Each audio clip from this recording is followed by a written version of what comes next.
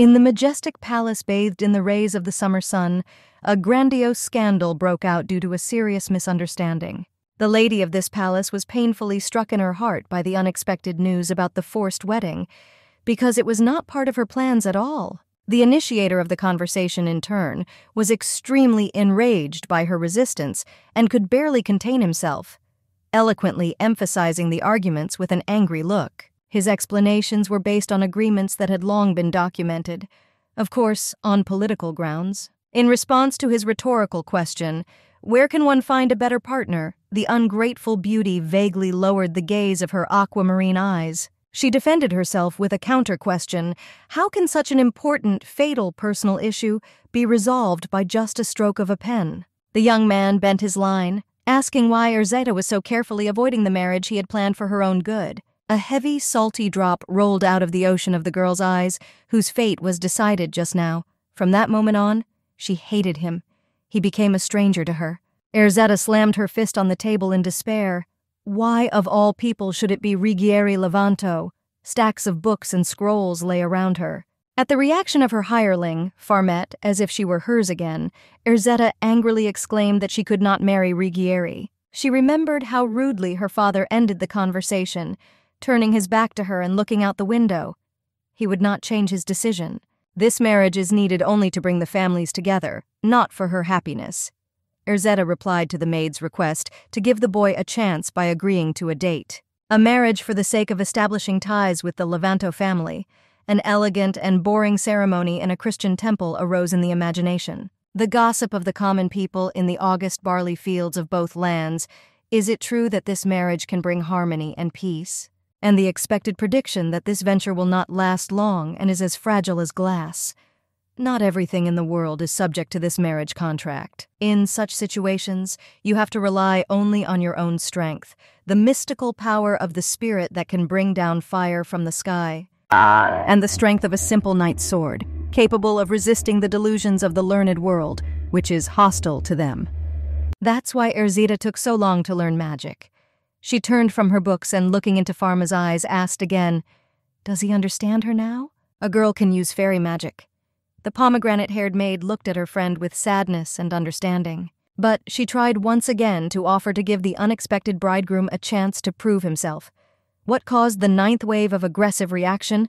Nothing. The charming Erzeta was considered the pride of all Sola. She was famous for her beautiful appearance and high intelligence, but she hated Marquis Levanto with all her heart. With a murderous look, she thought about what the hated fate of a high-born bride was pushing her to. For a long time, Erzeta conducted secret research in the archives of the family library. She often sat over the Talmud until late at night. She tried to explain the events that occurred before the current era of the Church, namely 300 years ago, on the basis of one hypothesis. Thus, she confirmed the existence of magic and fairies. She published her own research under the pseudonym Vincenzo Costazegno. Work was underestimated by society, and one of the main critics of this development was a narcissistic, charming, blonde, handsome man, the erudite Marquis Righieri Levanto. He criticized Erzeta's work at the academic council. Righieri understood the scientific approach of the hitherto unknown author Vincenzo Costazegno in a very simplified manner, and he concluded that this work is delusional at the level of popular science fiction, not worthy of any attention from the serious scientific community of modern scientists. He then publicly humiliated her work. Of course, Farmet denied that scientists cannot believe in the existence of magical phenomena, if even the common people deny all this. A faithful friend agreed that this could not help but upset the author, whose work was slandered, not so much by criticism, but by rejection, accusations of superstition in fairy tales. The girl did not know how to comfort her mistress, but Erzeta came up with it herself. What can be done, and begged her friend for help. Her idea was to have Farmet go on a blind date for her. She looked at the girl pleadingly and with hope. Nothing bad will happen, will it? Go on a date instead of a bride whose marriage is defining for the whole country? Out of surprise, the girl burst out laughing. "Young lady is full of emotions, you need to calm down a little." But Erzeta assured that everything was fine. At the same time, she continued to hold Farmi by the wrist and look with a hypnotizing gaze. "And you won't say that? Then why is she saying such unworldly things now? Does she just need a reason to fire her maid for disobedience?" Erzetta's eyes filled with tears and a desperate plea. It's not like that. Farm is her best friend. She took her hand higher and not so firmly. Instead, the maid had a fear of death. Such an act could really be punished according to the merciless medieval canons. Farm nailed her friend with sharp words. They don't even look alike. Even the hair color is radically different. The gentle tone of the face of the recognized beauty Sola emphasized with a noble pallor blue-black braids, which fell almost to the knees in luxurious curls. Pensive eyes reminded of the heavenly purity of angels. Farmette imagined how she would lie to the Marquis. She tried to act as if she introduced herself to him as Erzetta. He will immediately expose her. The excited young lady, still trying to convince, immediately interrupted her. What made Farmette assume that she would be bitten immediately? She took her friend by the hand and invited her to follow her. She led me to the mirror and asked, "Isn't she charming?" Rumors always exaggerate everything. Therefore, you can be sure that no one will understand anything. Radiant Erzetta added that she had come up with something. She moved the dresses in the closet. She enthusiastically said that if they are tinted with cosmetics, even their own father will not be able to distinguish them. If something does not go according to plan, she will take all the responsibility on herself. Hearing that Farme began to pray out of fear, Erzetta apologized if she said something rude. Her request is sincere. She would never set up a girlfriend. Meanwhile, the hired girl hesitated. Her mistress promised to take all the responsibility on herself. Maybe you should trust her? She looked at the beauty who was peering out the window. What if the Duke finds out? Well, then she will definitely be fired and driven away, concluded Farm. The maid was nervous. She thought that she could not refuse to help. Sunny bunnies were jumping around the Duke's daughter in the room. The girls have been together for 5 years. She weighed all the advantages. Excellent housing, full-time employment, high salary, kindness, honesty, the best hostess, beauty. Her conscience will torment her. Called Erzetta, who was still thoughtfully peering out the window, bathed in the gentle rays of the sun, forcing her to look around. Farmette firmly stated her considered decision. She agrees to go on a date with a virgin. Somewhere in the fortress of Levanto Fiamolo, late at night, the question rang out, "Is Righieri still there?" All buildings were generously flooded by the full moon. "Yes, Your Highness," answered the sentry dressed in armor politely. "It is still locked there behind 7 locks." His Highness corrected something and added, annoyed, "That one and the other. They did not succeed." "I'm sorry." The guard grunted in response. A slender, long-haired blonde man of respectable age demanded that Righieri leave immediately.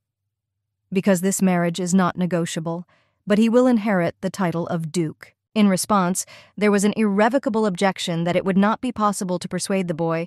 He would not take a step until his father gave up on this idea. Is it so difficult to get married and take over the management of the palace? The door was locked from the inside with 5 padlocks hanging on chains of various calibers. Next, a threat popped out of the boy's red mouth that he would kill himself if the father did not come to his senses and continue persuasion. Herzog was hurt by these cruel words. No father would want to hear something like that. In the cocktail of emotions, anger took over. He immediately ordered a good club to be served to teach the insolent bastard with it. For a few minutes there was a pounding at the door until my head hurt. No locks helped. A large hole was broken 20 centimeters above them during this time. The guy was sitting on his wide bed in shock. He didn't think that the door would just be broken down. My home is also my fortress. The prisoner of his own free will is a young man under 25 years old, with sapphire, blue eyes, light straw-colored hair, and an athletic build. Someone apologetically put his hand through the hole.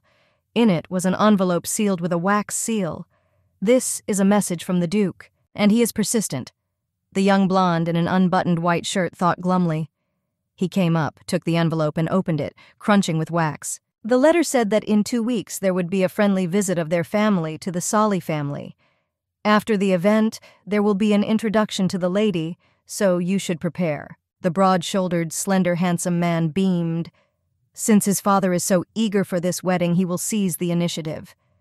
And folded the letter with one hand. The Duke's son began to call out to someone who could hear him from outside the door, then ordered Angelo to be called immediately. From the crack in the door came a familiar voice, who inquired whether it was really His Highness who had called him. The owner was glad that Angelo had come and invited him to enter the rooms. He sat comfortably in the chair, crossed the fingers of his elegant hands in front of him. But Angelo could not enter. The door was still locked with a cluster of locks and chains. The blond young man looked confusedly through the hole and asked to open it. The Duke's son got up, went to the door and rattled for a few minutes, dismantling the structure that was supposed to protect his chastity. When the door was finally opened, the Marquis sat down comfortably in a chair richly decorated with gold leaf, with his slender long legs crossed one over the other. Then he cleared his throat and, with ambiguity, emphasized by the glow of the full moon night, announced that he had an important task for the servant. The Marquis had well-developed muscles, and he flaunted them at every opportunity, deliberately wearing thin silk shirts with laces in the front. A fair-haired boy about the same age as the Marquis stood submissively with the sullen expression of a donkey. His haircut was too long, so it completely hid the color of his eyes. A rough, worn linen shirt of an inexplicable color, made of the cheapest gray yarn, hung on his broad shoulders like a rag. The small incision did not hide the muscles of the torso. Once again, carefully looking at Angelo, like a slave in a slave market, the young man doubted the realism of his cunning plan. However, there are no other options. He ordered to listen to him carefully and said that he would send the boy in 2 weeks to a friendly event with the Soliot family. His name will be listed at this event. Angelo imagined himself in his lekkas among the servants, carriages. Even against the background of the servants, he looked pitiful. Next on the schedule is a meeting with Lady Solly. On behalf of him, the Duke's son, how will it be, in a sunlit gazebo? For tea, some kind of phantasmagoria. Don't be afraid? For a good reward? A bunch of questions swarmed at this moment in the head of the stunned Angelo. Only one 2-letter word made its way through this swarm of question marks. What? His master laughed. Is that the whole answer? Maybe the statement of the problem is unclear. Reformulate? Is there simply no desire? Does he not know other words? No, he understood, Mr. The conversation must remain strictly confidential. Under no circumstances should the Duke find out, otherwise both will be punished. The Marquis liked his plan. He will not tolerate being a pawn in someone else's game. When the task is completed, Angelo will get everything he wants. But if the guy wants to have the right to refuse? It was this desire that escaped his lips. The Duke's son burst out laughing. Of course he does. Everyone has the right to do only what does not contradict the moral principles of the duchy.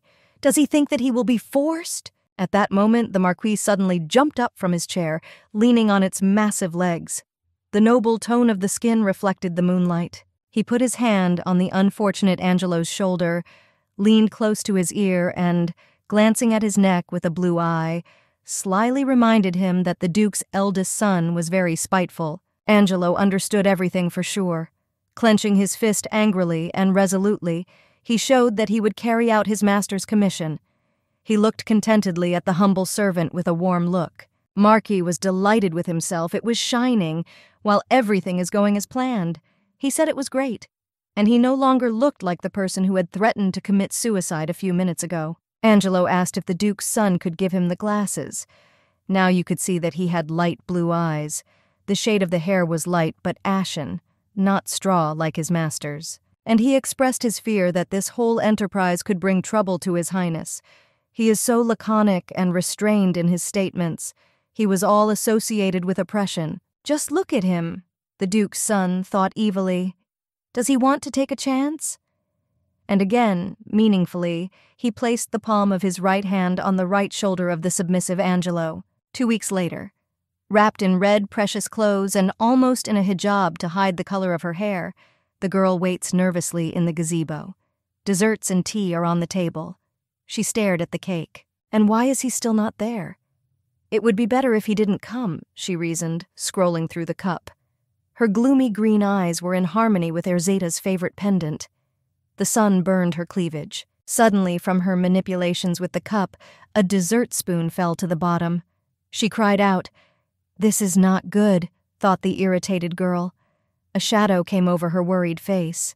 Looking at the palace through his round glasses, the bewildered boy said in confusion, How majestic it is! The young man was wearing a beret with a large blue sapphire and an ostrich feather. The view is strange. His eye was drawn to the gilded white arches in the conifer garden, decorated with artistic sculptures of angels, rainbows that bathed in fountains. People live, It seems to him here, no one accompanied. He headed for the palace. The facade was quite harmonious despite the fact that obviously it was built in different eras. Classicism, Baroque. It was hot in this outfit with foxes and a beret. After passing the bridges that spanned the river and carpets of colorful landscape design, he saw his goal. A white gazebo for dating. Obviously he was expected. A rainbow slipped through the filigree forging. Next came a large greenhouse for exotic plants, and in the gazebo sat a man in red. The beautiful green-eyed girl raised her spoon and noticed a figure approaching her. Her garnet-colored braids peeked out from under the trader's headdress. Even a veil will not hide it. Is this the Duke's son? Here. It was not clear whether she called him to find his way or simply stated the fact that this fox had come, rather the second.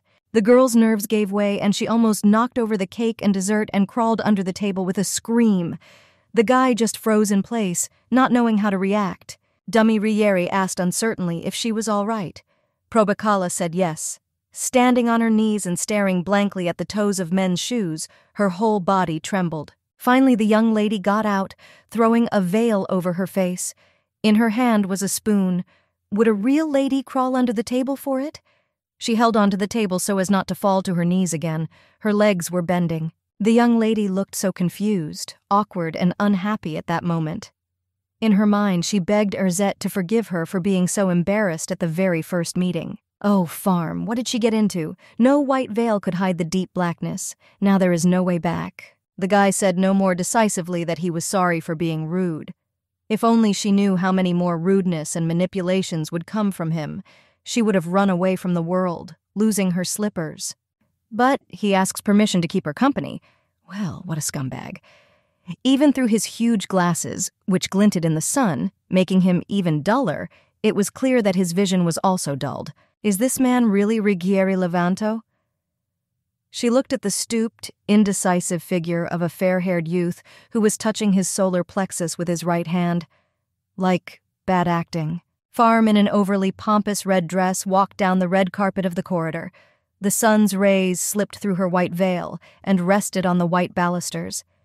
Today the torture is over. Having opened the right white door, she entered her mistress's room and informed Erzetta that she had already returned.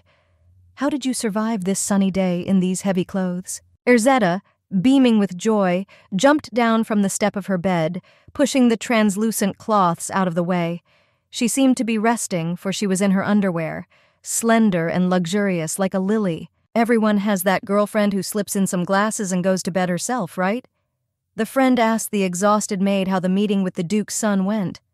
Farm took off her headdress, boringly dragging on that it was cute, and mentally the soul screamed that it was terrible. But this is a fierce cringe. Even telling a friend is embarrassing. How could this even happen to her? A few hours before that, Farmette was sitting in the gazebo across from her boyfriend. Stiffness was felt in their poses. Outwardly, everything is so dignified, noble. It was immediately clear that the after-party does not shine. Farma looked at this bespectacled man, who sat as if buried, mentally begging him to at least say something. It's as if brake fluid was poured instead of tea. She didn't know where to start the conversation. They sipped tea in silence, and the shrewd maid wondered without reason if the Marquis was really sitting in front of her. What is he thinking about? It's really some kind of misfortune. It's not for nothing that the lady is struggling with it. Because although he is famous for his intelligence, he looks somehow inharmonious, clumsy with unkempt hair, glasses, and these clothes. It was as if his mother was dressing him up for a date. At the young man, who did not look like an aristocrat at all, Farm looked angrily. Where did he take so much audacity to appear on a date with her mistress in such a form? Well, Moose, isn't it? The maid's eyes filled with rage and disgust. Are neighbors really always like this? So that he sours. When will he go away, preferably to the other end of the continent? What are the rules of etiquette? It's stuck. She regretted advising Erzetta to give him a chance. The girl can no longer look at this aunt. When she summed up her conclusions by saying that she didn't like him at all, he suddenly praised the taste of the tea. She sipped that tea. How tasty is it? Is that sarcasm? He is bitter, astringent. He persisted for 30 minutes, exactly as long as one thought of this Marquis ripens. An evil grimace crossed her face. Maybe he's mocking. Is this sarcasm? Found something to complain about, to shame them for their hospitality? What kind of collisions are these? The couple sat at the table without even tasting a single dessert. It is clear that the sweet conversation was successful. Both steamed like that tea. The girl wanted him to end the conversation with tea. Suddenly, with the words that it was time for him to go, he lied. Ruggieri began to turn away, clutching his beret. He finally took it off. What a relief. Now you can eat dessert without fear of nausea. This made the boy even more angry with his interlocutor, so to speak. Farm even went astray. Her life did not prepare her for such heartbreaking twists in the plot. His outfit was even more old-fashioned than hers. But at least without this flimsy beret, nothing is the same. But still like a hunched dog. She burned him with a look. Parabok definitely touched her by saying that it was an honor for him to meet her. He continued to hold that headdress close to his heart. Paddles covered the whole face. Yeah, Farm's mouth fell open. Is this what he calls an acquaintance? Seriously? But how can you treat Miss Erzetta like that? But in the pub you can learn more about each other. What was this? According to generally accepted norms of etiquette, as a sign of respect for a noble woman, a man should ask to kiss her hand from the backside, carefully supporting her fingers from below. The maid remembered an illustration of an article on this topic from an encyclopedia of etiquette that she had been studying in preparation for this unfortunate day.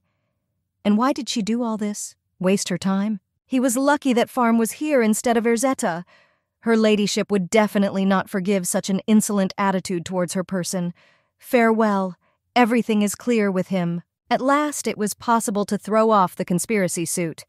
Oh, and I pretended, and without it, my head hurt. The carnival was not how the poor girl tormented by this shame had imagined. Blue-eyed Erzetta listened to all the details of the event in which she had drawn her self-sacrificing hireling. It seems that he did not understand anything. I wonder why Farmy is so upset. Without a headdress, the maid looked her age. The girl promised to express her assumptions about this strange person as soon as she changed into her clothes. Erzetta helped her maid to unlace the corset, and she was covered up. Despite his status, he behaved disrespectfully. The girl continued, holding her heavier braids with her hand. An emotion of disgust crossed the lady's face at these words of Farmet. This is not how she imagined the Duke's eldest son. That he is impudent, she already knows, but that he is ignorant? Girls in underwear discussed the guy. His unkempt appearance is a separate song. How dare Ruggieri come to the meeting in this? If it weren't for his clothes, she wouldn't have believed that he was a marquis. Erzetta loosened a tight bundle of the girl's reddish hair. You can't be bothered by her words. He's obviously not interested in marrying Lady Saliot either. Otherwise, why did he behave like that? The charming good lady thanked the girl for her faithful service. It looks like everything is going according to their plan so far. They were not revealed. And it's even good that the Marquise turned out to be such a telepnem. Placing her hands on her friend's shoulders, Erzetta hugged her, praised her, and let the maid rest, promising to call someone else in case of need. Farm quickly changed into her modest but neat good dress, grabbed her basket, and ran to her apartment. She couldn't wait to see how her closest person was. Running in, she informed Ranjo that her sister had returned. She was so adorable in her brown striped dress with blue piping and lace, much better than morning clothes. A dark-haired, well-groomed boy of 7 in modest clothes, with the same green eyes as Farma's, looked away from the book in surprise. He did not expect that his sister would return so soon. The friendly boy sat with his feet on a brown sofa in the northern style.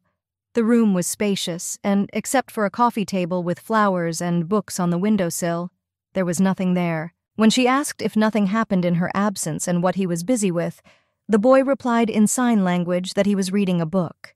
His eyes shone with happiness, but there was also something sad about them. She praised her brother, the only native person, friendly stroking his soft braids. I was glad that such a smart person is growing. It is not for nothing that he put so much effort into it. She thought with pleasure that they had nothing in common, except for the color of their eyes. So in fact, there was nothing. As in every situation, in this case there was also an objective reason. How fortunate that she left him. They are so good and fun together. Her brother's gentle nature and the need to care for this glorious child was her meaning in life. Previously, her income at the market of an ordinary town was so meager that she had to ask the owner of the stall for at least a penny more to buy her younger brother something to eat. She worked very conscientiously, but she received pennies. Orphans are like peas on the road. Those who don't go will be pinched by everyone. No sympathy, nothing personal, purely business. The greedy trader shamelessly profited from the exploitation of child labor and rudely branded her with the unfortunate nickname of a beggar and arrogantly asked why she was messing with an alien child. This angered the girl because it was only half true. They had different mothers. At that time, they did not have enough experience to survive in poor areas. It was especially hard in winter. She had to take as many coins as they gave and sullenly trudge home, slurping unsalted. And who needed them? Who will leave the boy? Everyone has their troubles, their mouths are enough. But one day Farm heard the news out of the corner of her ear, which gave her hope to earn, just when she was bitterly clutching the coins in her hands, which were not enough for anything. The news that so attracted the attention of the clever teenager was that Lady Solly was collecting folk tales, fairy tales, legends, stories, and other folklore about past times. In the square, two women, who were very poorly dressed, were talking about the fact that one of them was going to cast a spell and hoped to get a bag of coins for it. They laughed, because it was unlikely that the woman knew how to cast a spell. It was this conversation that Farmet heard, and decided to show the lady his magic. The child aimed to earn a reward for telling a story about fairies or wizards in the form of a bag of gold coins. It was very risky. If she was caught for witchcraft, she would probably be killed like a witch with pitchforks and burned alive. A child's imagination painted terrible pictures of a medieval massacre. She had no choice. She understood this, swearing to bring something edible to her brother at least for dinner. He looked at her sadly and gestured that everything was fine. The girl, realizing that she could not continue like this, decided to at least go there. And suddenly her lady will not be mistaken for a witch? You have to use this chance. Fate does not make mistakes. Farm imagined the warm sunlight of gold coins. If her magic pleased the young lady, she could count on a reward that would be enough for plenty of food and warm clothes. And for the rest, you can buy and chop firewood. Then next winter she and her brother will at least stay warm.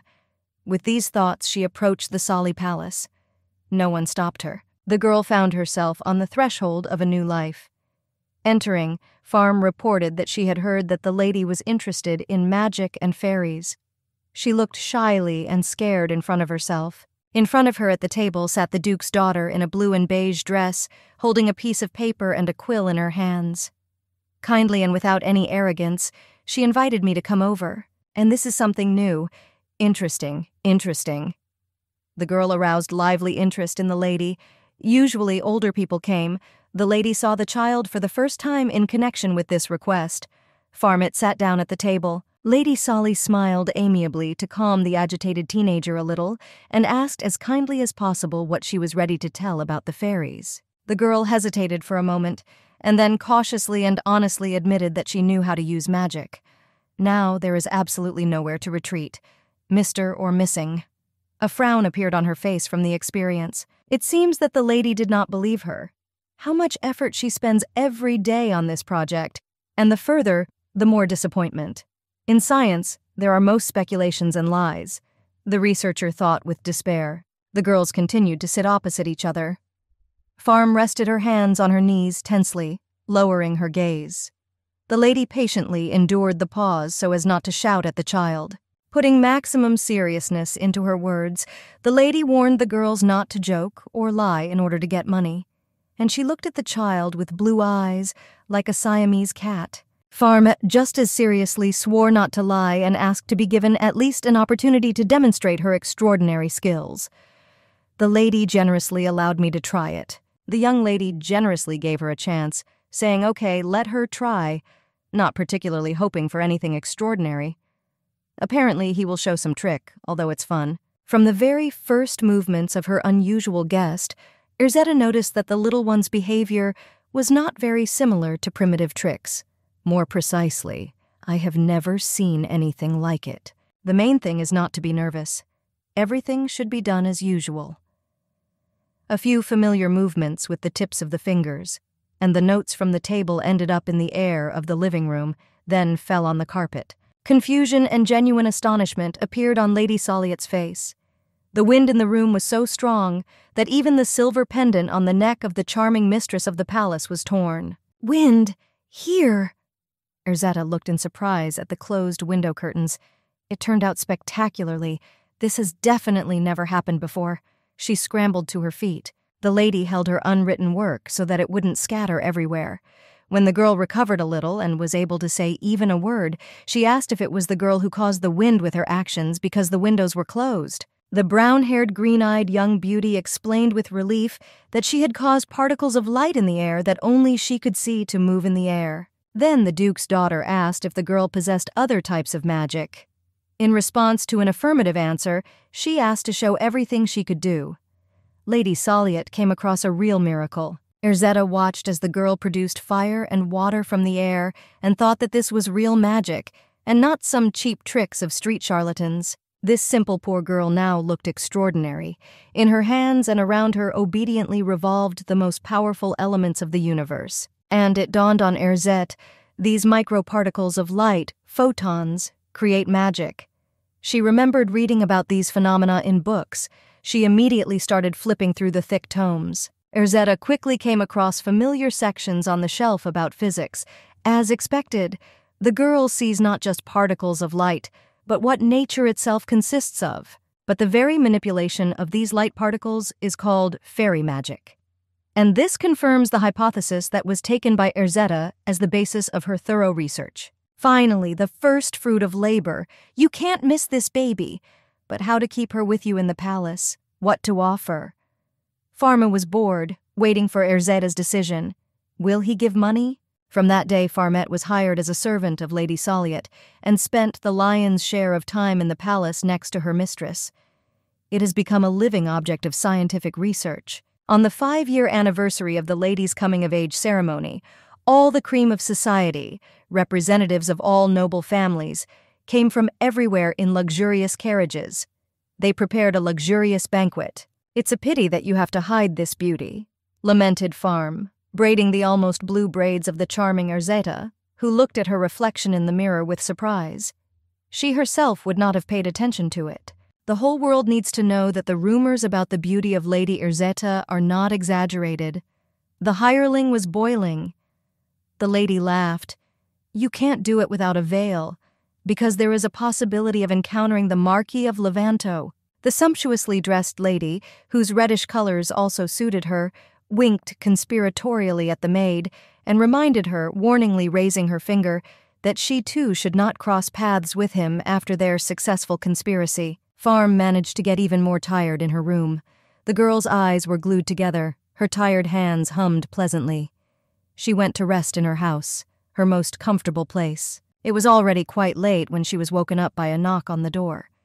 It was her colleague Leah, who was not too lazy to invite her coworker to a banquet for the service. No wonder, she is the soul of the company. The girl, with eyes full of delight, happily told them that the Duke had treated them to what was left after the feast and would be offended if Farmet did not take an active part in this feast. Despite her denial that she wanted to rest at home, she was persuaded to change clothes and come.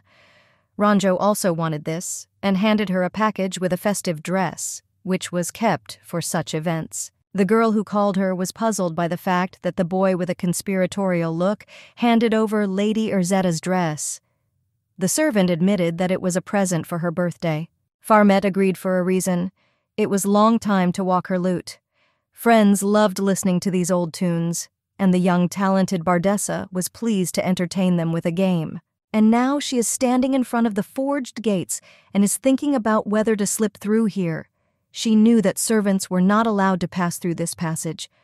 But it takes too much time to go around, and I dared. Trying to run quickly, she accidentally poked her nose in the dark right at the guy she went on a date with at the lady's request.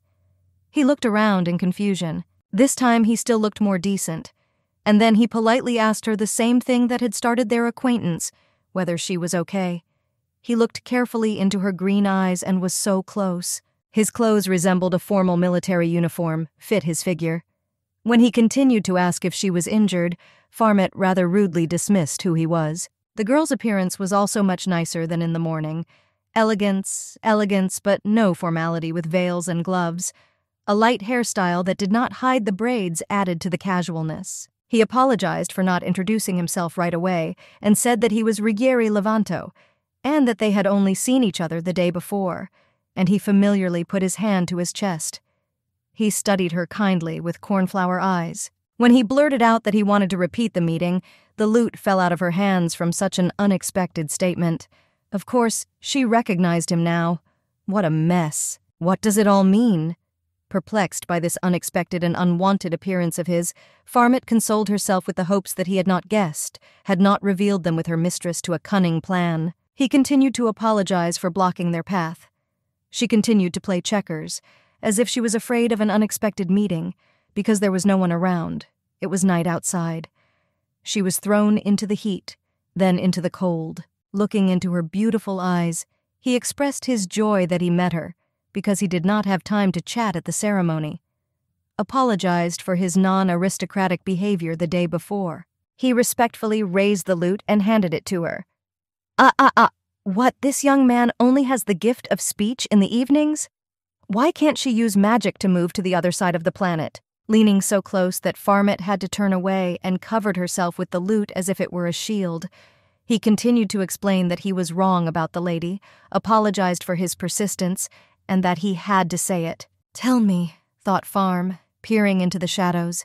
Her green eyes resembled the look of a rabbit cowering before a boa constrictor. It seemed that the Marquis would cry now, Oscar for this DiCaprio. And then he admitted that he could not explain the reasons for his feelings, that he felt sincere sympathy for her. My heart skipped a beat. And when he respectfully showed that his will does not depend on the relations of their families, her hair began to stand on end. She felt as if there had been an explosion. And then he reached out to her with a clear, piercing blue gaze, asked for her hand. Phew, just a kiss to express deep respect for her in this way. She offered her hand. You have to play to the end. He added, for the sake of peace and its prosperity. Sweat was pouring down the girl's cheeks, rolling down her face and back. He bent down and gently placed his warm lips on her cold, fragile palm, piercing the emeralds of her frightened eyes with his blue gaze. The aroma of roses spread. After wishing her a good evening, he left her with a musical instrument in his arms. The garden lanterns competed with the stars in the thick darkness of the night. Crickets played a symphony. What else was that? Why is it him? Farm's thoughts were torn by the strumming of the lute. I couldn't resist these thoughts. A blush played on her cheeks. How dare, oh dear, how dare he tell the lady about his feelings? A cold, intoxicating drink could not cool her feverish thoughts. There is solid mulled wine in the head. That is, he personally feels for her the same as Groom Nino for the weaver Milba. She thought about nonsense watching the frank scene. The couple had not been hiding for a long time. Everyone knew about their romance. Nino looks at her like that. The memory of the Marquise's direct look at her flashed in a flash. Holy, holy, holy, out of my head. With an expression of existential crisis on his concentrated face, a white-faced servant in a ceremonial cassock looked into the night through the lenses of gold-rimmed glasses. The night air is so cool. Behind the portholes of his glasses, his eyes sink in despair. He's coming back tomorrow. It turned out that their meeting with her was delayed. Oh, if only that Viscount had not intervened then. It was then that the fake Ruggieri narrated the events to the real one.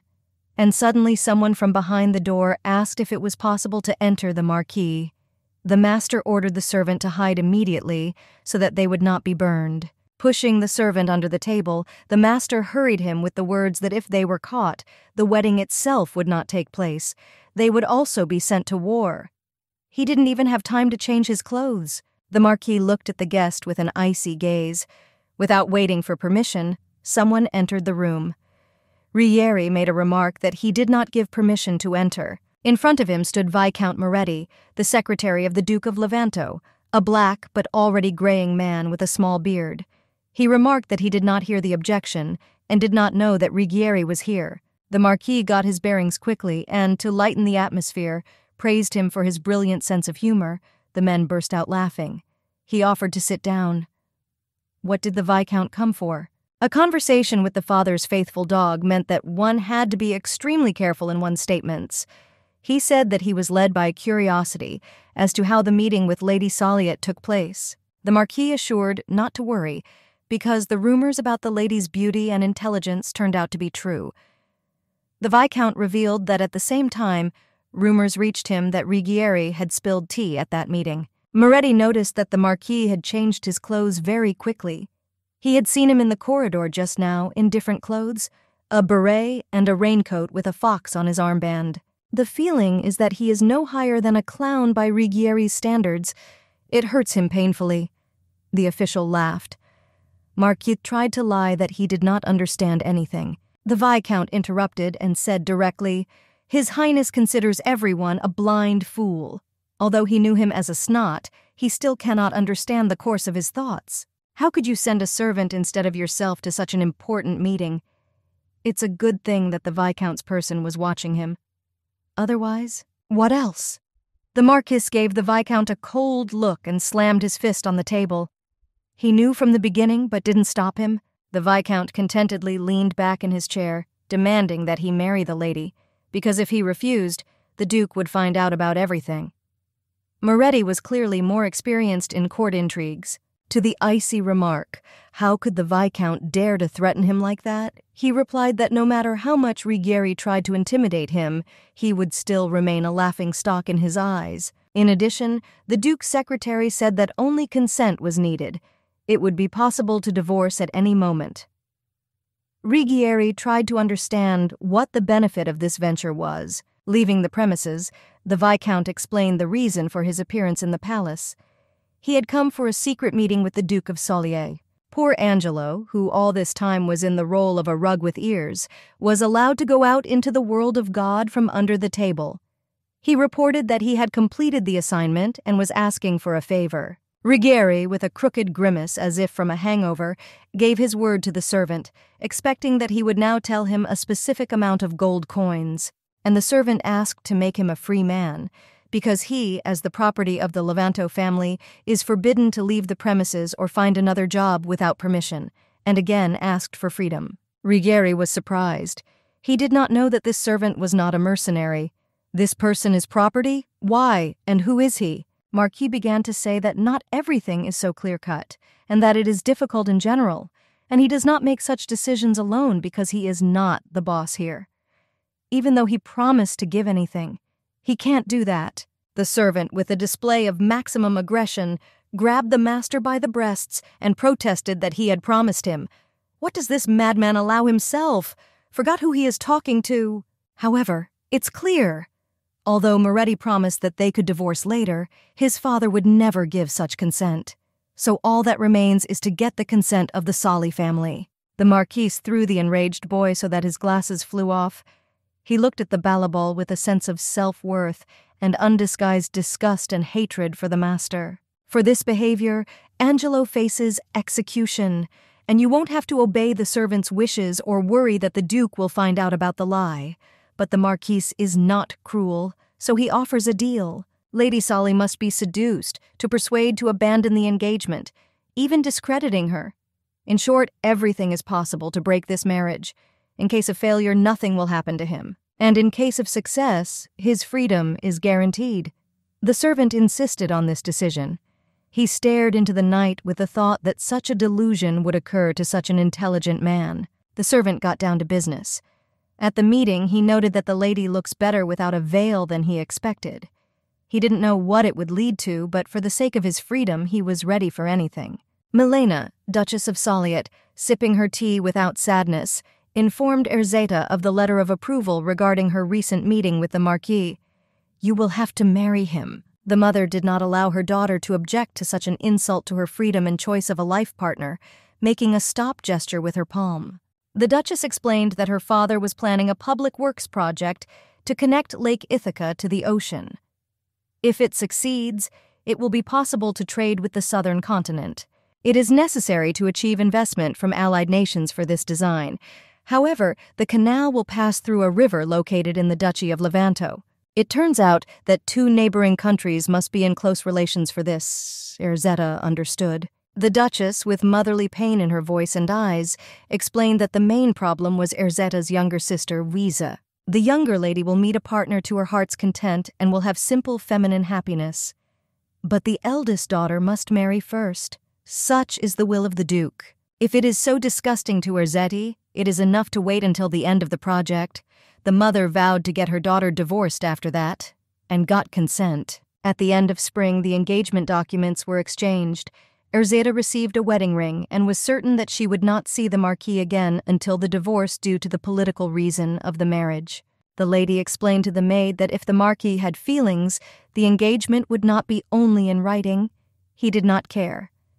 Farmet remembered not telling about the chance encounter until the next day. The maid recreated the image of the young man in the garden when he confessed his feelings to her and kissed the pen.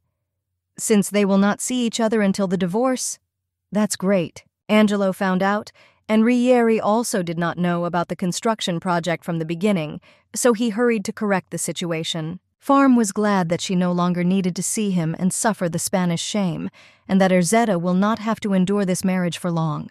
Erzetta interrupted the joyful thoughts of her faithful friend, reminding them that it was long time for them to go to Mass. How well everything turned out. The priest greeted the girls with a greeting that he was glad to see that everything is fine with the wise and good lady. She requested an audience, but he declined due to a scheduled day. Erzetta expressed surprise, and the priest explained that a scientist with whom he had only corresponded until now would come. The lady was terribly intrigued. Even her teacher praised him. Now she dreamed of meeting and talking with this scientist. Seeing the scientist from afar, the girl asked the maid to invite him immediately. Farmet ran to bring him from the gate. The figure of the man who was talking to the guards at the gate seemed familiar to the maid. "Is this Riccieri Levanto? Unbelievable! Why is he here?" Farmet ran to the young lady in the dark and told her that it was a marquis who pretended to be a church scholar. Surprised, Erzetta was also interested in what business he was here for. She was already going to pour tea.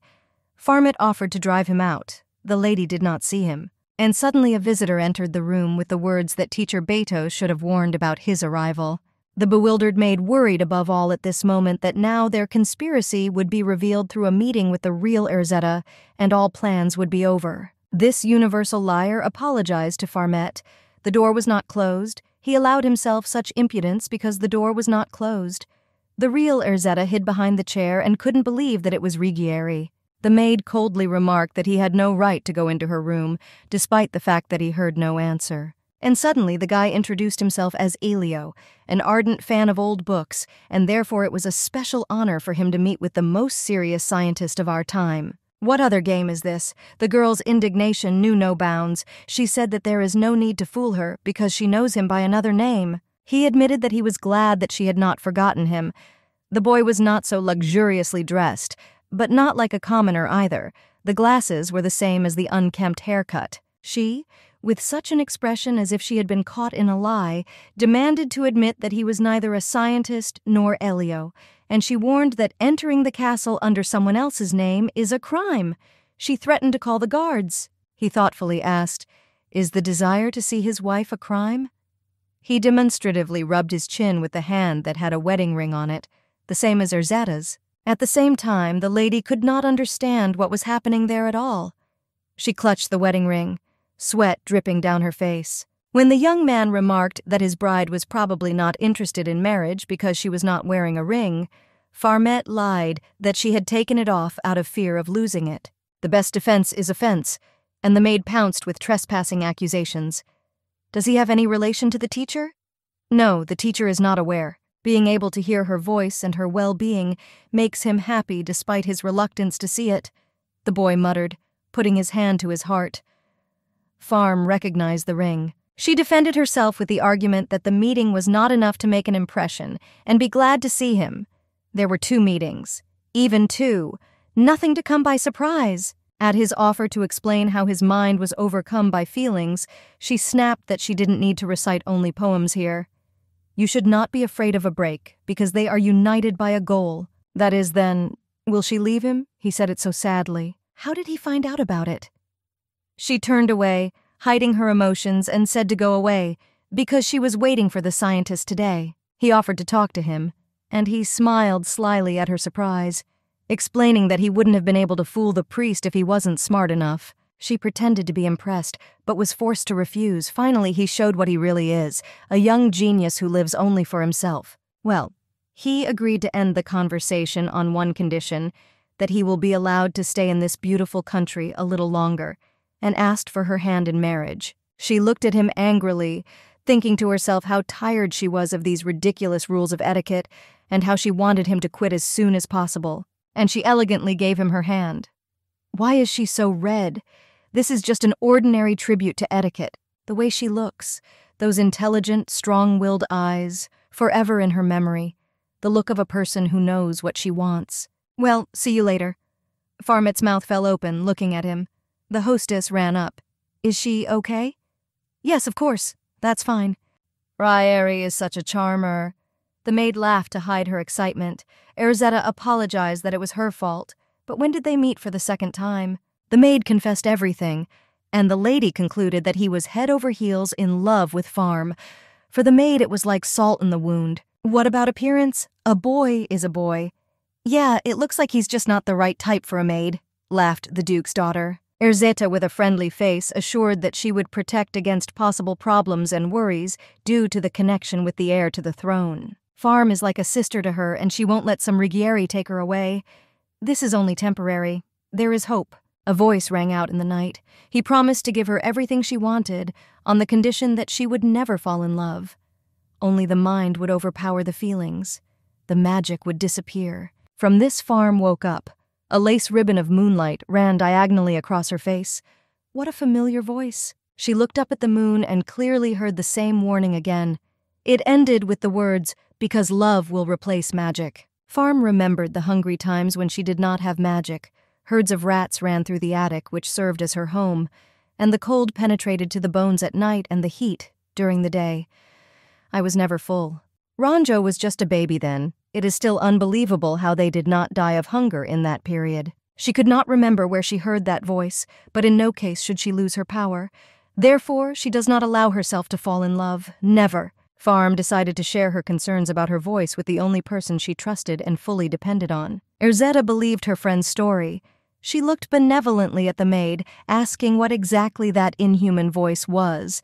In her opinion, it was the voice of the fairies. Western folk tales often told about the blessings and curses of fairies. They are depicted as fickle and capricious creatures. The reason for this gift did not exist, so it is not surprising that Farmet cannot understand the origin of the voice. Will it be possible to unravel the secret of magic if you simply wait out the whims of these enchanting creatures? Of course, the girl proves the existence of the supernatural because any phenomenon in nature has objective reasons. It is not a mysterious power. If you analyze the records before the era of the church, you can trace a way of life and orders that cannot be reproduced even with current technologies. This indicates the widespread use of magic. Unfortunately, Farmet stopped understanding what her friend was trying to explain to her with her phrases, lavishly decorated with terms. Although Erzetta took as an example those elements that Farme could control, water, fire, and air. Adriano is the head of the Faculty of Astronomy at the National Academy of Sali Jeremy, thanked Erzetti for the borrowed book, and expressed his doubt that the gist of it would be understood by less than intelligent students. Farmet was surprised by this wording. The friend explained that the students of the religious faculty consider the research of astronomers to be blasphemy, and because of this they are at odds. Adriano explained that the tower was so quiet because everyone gathered in the conference room and received some kind of treasure. Judging by the expression on the lady's face, they are going there, concluded the maid. There was a fight in the hall, like in a tavern. The general designer of the canal construction was handing fists to a scientist, who claimed that the engineer did not know the basics of physics. The lady ordered that such matters be stopped immediately in the academy under the threat of reporting to her father. The men came to their senses, but under the eye of the religious scholar, there was already indisputable proof of the beatings. The lady wondered if the men called this drawing of construction equipment a treasure. Regarding the drawing, opinions were divided. The drawing belonged to Elio Rodinati, and they described exactly that Elio. On the way back, Erzetta admired the work of Elio, or the Marquis of Levanto, and claimed that he was a genius and that his equipment development would definitely help in the construction of the canal. She shared with Farm her intentions to introduce such an extraordinary talent to her father. But the reason for his recent visit under an assumed name was troubling. If you ask the father to find out his true desires, then his true intentions will come out. The Duke asked the blonde man if he sometimes needed a position, support for research or drawings. The guy admitted that he is not competent in public affairs and was surprised at the proposals for such a trivial, primitive idea. Herzog was surprised by this. Usually talents seek recognition. Did he offer something worthless? Why does the guy refuse? Elio, bowing his fair head, modestly answered that he was just a guest of the priest Betos. He heard about the canal project by accident. He proposed the idea just out of the blue. What does this lung want? It turns out that everything Elio wants is related to his drawing skills, which he admired earlier, namely to paint a portrait of Lady Soliot. After a moment of surprise, the Duke promised to consider this request and give an answer shortly. Erzetta discussed the event with the maid. It was not possible to simply appropriate the drawing, but as a result, she barely calmed down her father. There is another reason why Elio is needed. The construction of the channel is dirty work, and therefore, slave labor. Hundreds of people died during the construction of the Elupsa Canal. You can avoid putting people in danger by using a car. They will fulfill his wishes. They will receive a detailed drawing of the model. The lady's thoughts were interrupted by a maid who offered to draw her. Nothing, if the girls are exposed, the maid persuaded. After all, the deed of the Marquis is not better. He fooled the whole country. The Duke's daughter hugged her friend. She is so glad that fate brought them together. This tenderness was a little even unexpected for Farmit, but mutual. The maid stroked the girl's braids. The lady expressed her opinion that this guy is not such an unpleasant type, and it is a pity that her friend has to put up with him because she does not like him at all. If he is not handsome, then all the others in general are nothing against his background. Farm remembered how the emotions on the young man's face changed. The hostess is right. Why does not want to admit the obvious? Her loyalty to her mistress will be in doubt if she refuses. And what will be lost from meeting him? Consent. Farmet's bright tresses were carefully combed with an expensive ivory comb, contrasting delicate colors, perfumed with the hostess's favorite scent, and certainly precious earrings. The real princess looked at the maid from the mirror. Her peach-hued dress with a plunging neckline and high waist looked amazing on her. The lady praised and let the hairdressers go. Farmet continued to stare at herself in shock, her mouth agape. A real fairy complimented Erzette. The Marquis would fall in love with Pharma even more. The maid asked not to develop this topic. The lady offered to leave at least one maid nearby, but Farmet rejected this idea, because then she would not be able to pretend to be the Duke's daughter. A friend promised to be in the next room. The guest came with an easel and thanked and agreed. Elio introduced himself. Rodinati assured him according to etiquette that this meeting was a great honor for him. Farmet noted that he is not afraid to introduce himself by this name. He replied that no one forbids its use depending on the circumstances. The girl replied that those who have no merit say so. Maybe it's time to live up to your name? Ah, sorry, will that suit her? And got down on one knee. He is ready to leave not everything.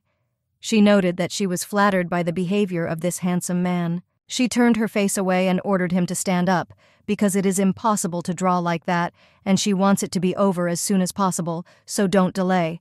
He can't waste the lady's time and will start right away. Oh no, her neck is so itchy. What to do? Oh, turned away. Seized the moment. Oops, I noticed, that's a shame. His laugh gave away that he saw it. What made him laugh so much? He apologizes for saying so late. There is no need to sit completely still at the beginning of work. I didn't say because I wanted to admire the charming lady. You can still read or upgrade. Great. You can relax your back for now. And she plunged into reading. The book turned out to be historical. He is so handsome. All right? Did you succeed in attracting interest? Of course, this will be her portrait. It's a pity that his skills are not enough to convey all her charm. And still he made her sit here? It was just an excuse to meet.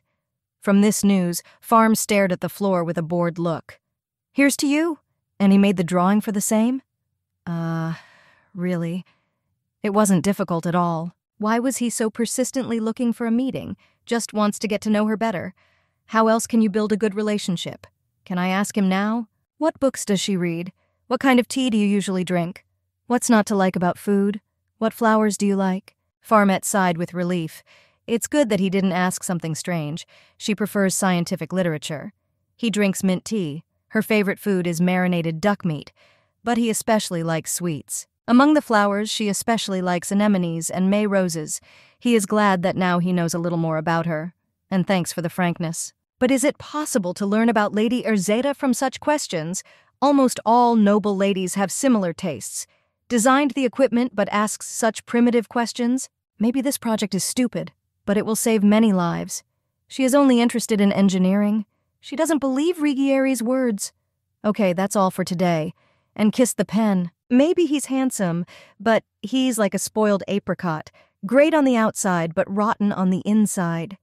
Pharma plucked the flowers from her hair, which were smeared, and glared at the boy. To the praise of the mistress, the maid, taking off her jewelry as she went, said that she was so glad that her mistress did not have to see this scoundrel. A few days later, Erzeta informed Farmi, who was combing her braids, that the Marquis of Levanto had visited the academy and explained the principle of operation of the steam engine.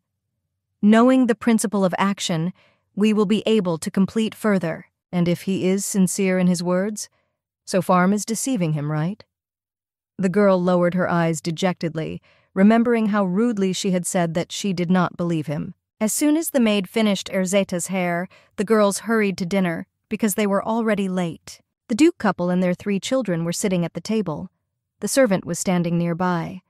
The family discussed the playing of the violinist and flautist. The Duchess assumed that a bard was missing. Weeze's younger daughter advised her parents to get acquainted with Farm's vocal work, as she is an ardent admirer of her singing. The Duchess was pleasantly surprised, but remembered that the girl's father was a musician, so she learned music from an early age. The maid came to her senses.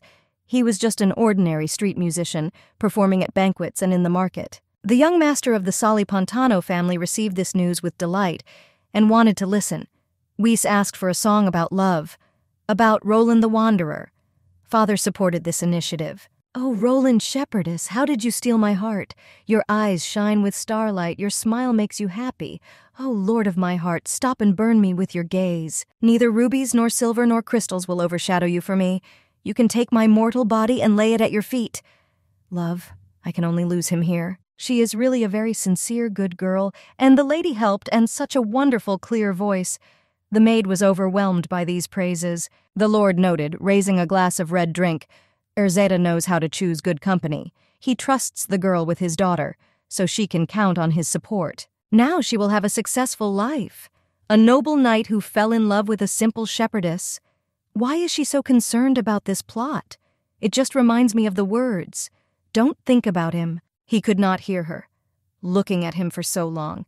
"Have you sinned again?" "Oh no, just thought. I am glad that they are not angry with him.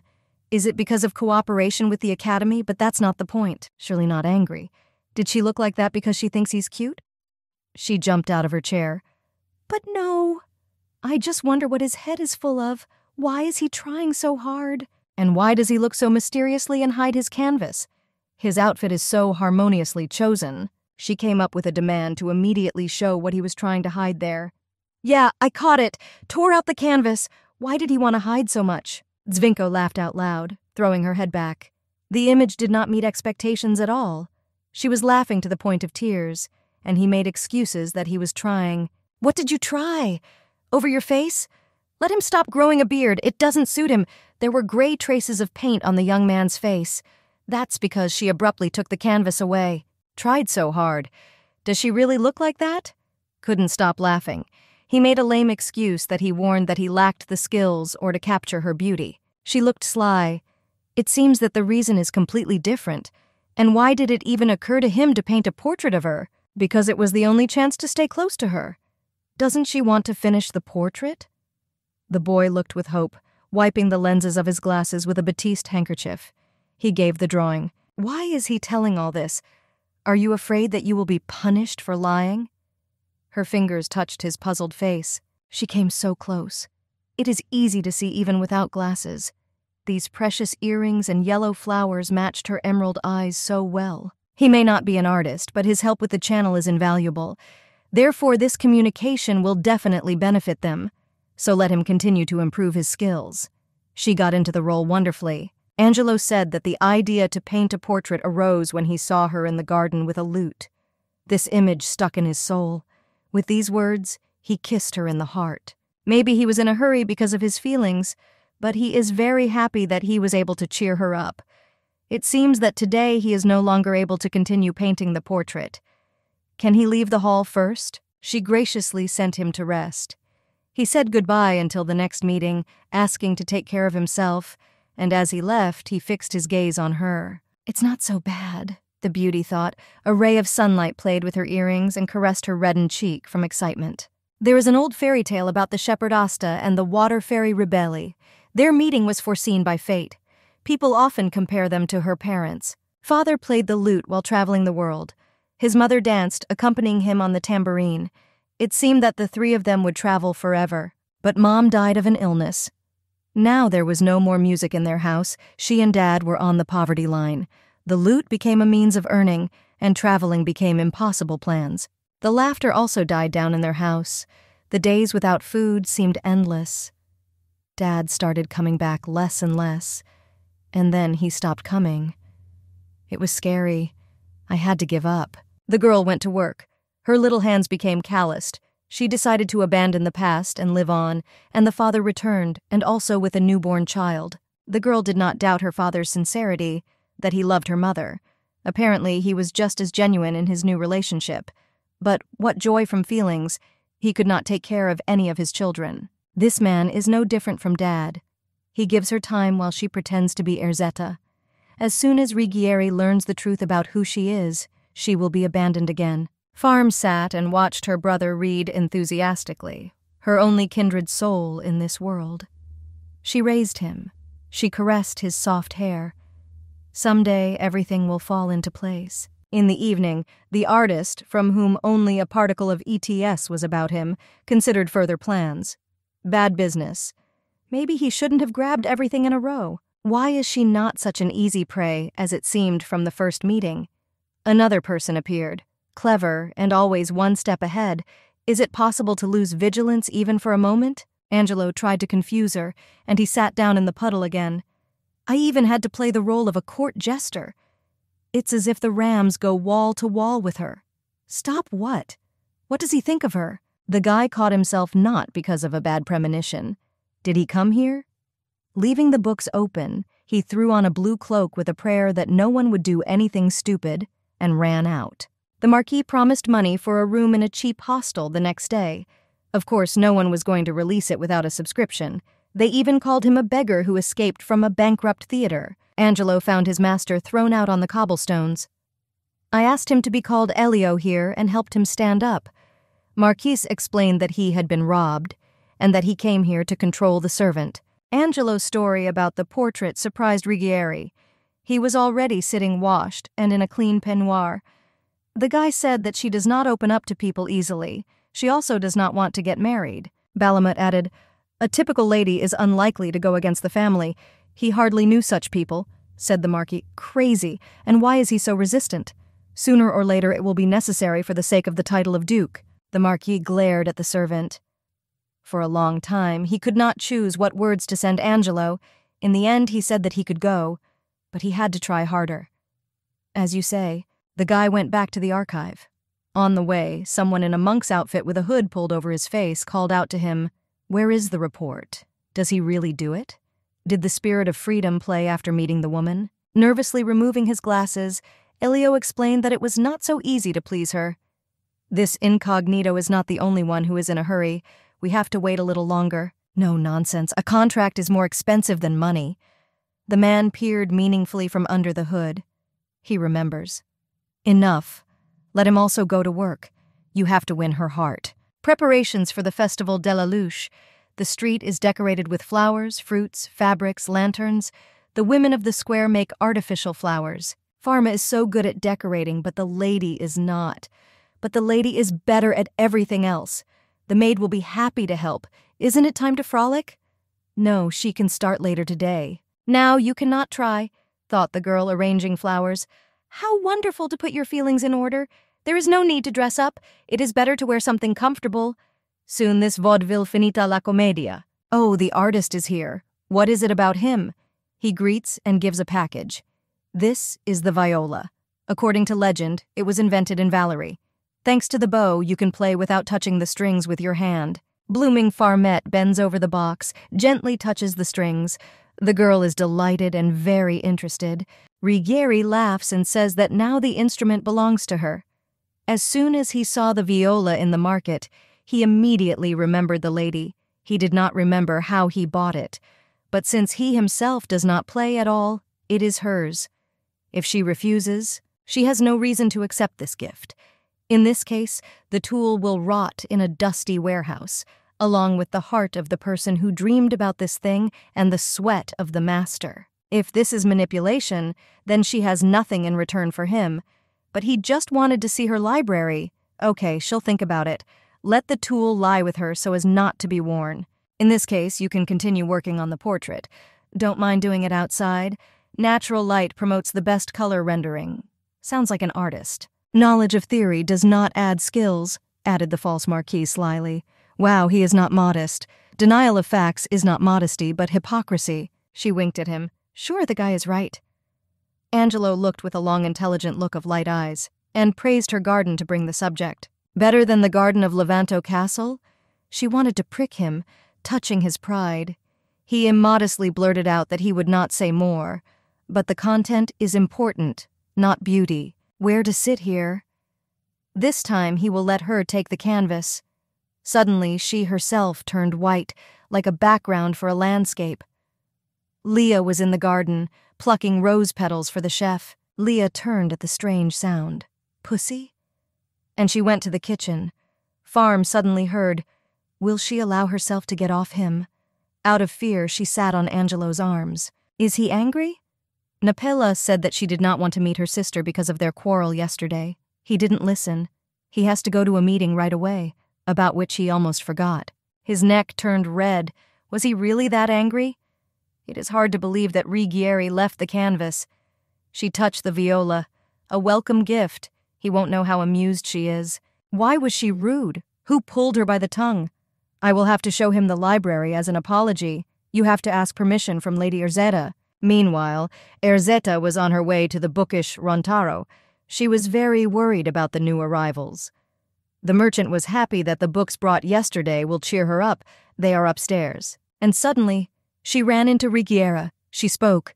Lord, Mother of God, he thought. She apologized. The Marquis rudely told her that if she needed anything, he was engaged.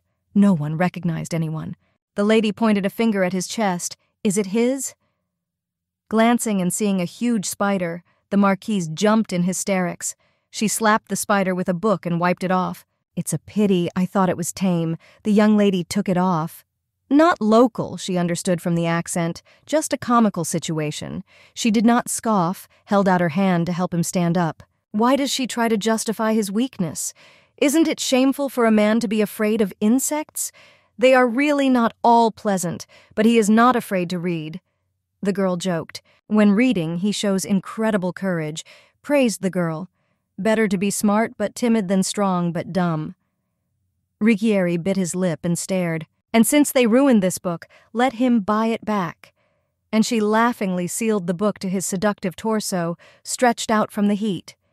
Mostly her fault, but for his sake. Angelo opened the Marquise's door and inquired how he was feeling, for his face was red and his hands were trembling. Everything is fine, and asked to wash the handkerchief. Ruggieri could not fall asleep for a long time due to overexcitement, holding a book in his arms. Who is this? It is impossible to describe what a beauty. The maid reprimanded her mistress for being too bold. She shouldn't have gone to the bookstore herself. But she is not a child. The lady laughed. What? Funny? No, I remembered a funny incident. Is this a gift from the Marquis? Yes. Give it to the court musician? In no case. You can take it away from her. For the game, then, somehow. Necessarily. Farmit looked lovingly at the viola. The Marquis was able to find a gift to suit the taste of a girl he had only seen a couple of times. He must be serious. Erzetta allowed him to show the library. In the library, the girl thought that the guy had completely forgotten about her. He immersed himself in books. He behaves so neatly with the book. It can be seen that he appreciates it. The Marquis treats valuables with trepidation, but what about people? She warned to be very careful with the manuscript, which is over 300 years old. Well, it is an honor for him to flip through it. Did the lady begin to trust him once she agreed to discuss what she previously only talked about with close people? He felt funny, and she was confused. Farmit only commented that he probably wouldn't even need this book. To his surprise, she attacked him for criticizing one article, even though it was not worth paying attention to fiction. The article was about fairies and magic. He frowned. She made the usual manipulations with her hands. The leaves in the library were spinning. She asked if the Marquis still did not believe in magic at all. He does not believe. Why is the wind so strong? She laughs. A few movements, and the wind blows on him. Suddenly her eyes watered. Something got into the eye. The guy did not let her rub her eyes, removed her hand and blew on her eye. I remembered. My mother used to do the same so that her eyes wouldn't hurt. And in response, she straightened his forelock. The guy was indignant. But what's wrong? Why does he not want to get close but casually touches without gloves, falls into an embrace? Is she like that with everyone? Is he a hanger for her? The girl blushed like cancer. But he is, as it were, more beautiful than a coat hanger. What did she freeze? Angelo grabbed his glasses and with the words, "It was a pleasure to spend time with her, and it was time for him," jumped out of the library. The days before the festival passed quickly. Miss Erzetta gave everyone time off to participate in the celebrations. "Isn't this lace a masterpiece?" asked Leah at the farm. "Joel is performing there."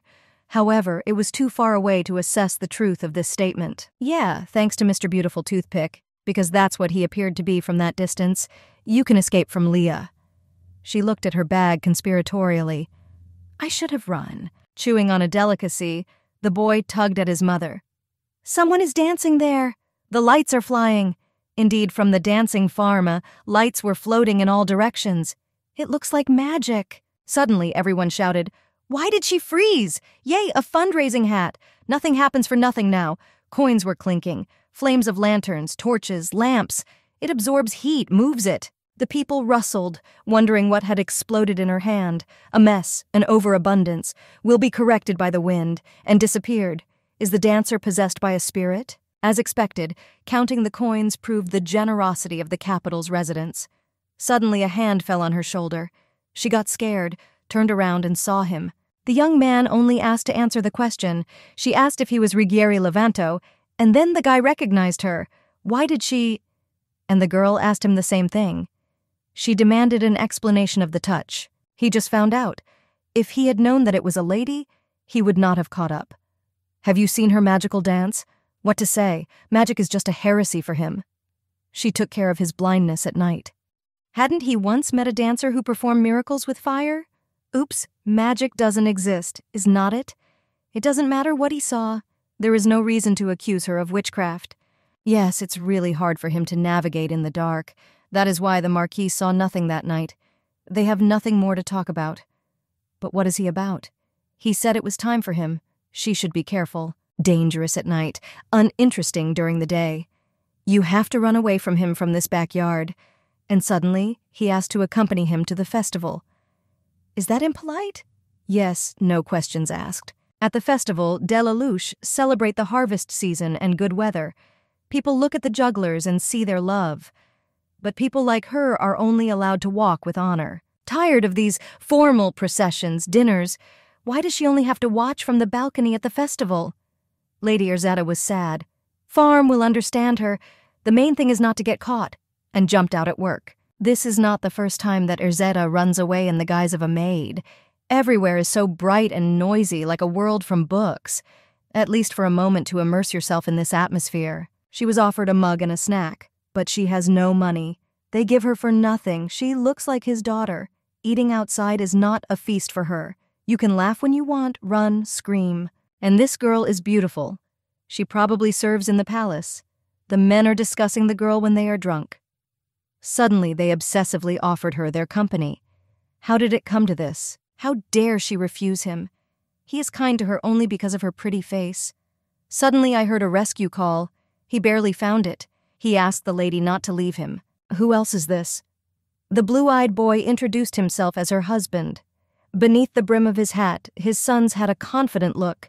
He immediately took her away from the attackers and asked what they had to do with her. No! They just wanted to ask her for directions.